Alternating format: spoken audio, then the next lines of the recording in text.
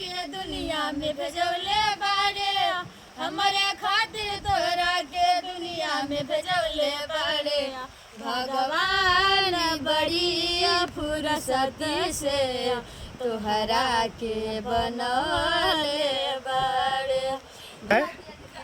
सुनैना। और इनका मैडम का नाम? नेहा।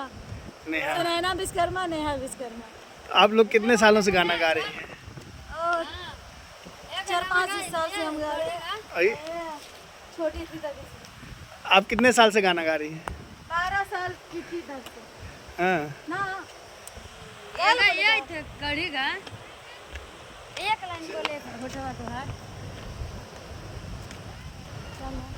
होठवा तोहार जैसे घोरी के किरनिया अखिया में प्यार के समाइल बा दुनिया बिंदिया बुझाला ऐसे जैसे चांद सजवले बाड़े बिंदिया बुझाला ऐसे जैसे चांद सजवले बाड़े भगवान बड़ी फुर्सत से तोहरा के बनौले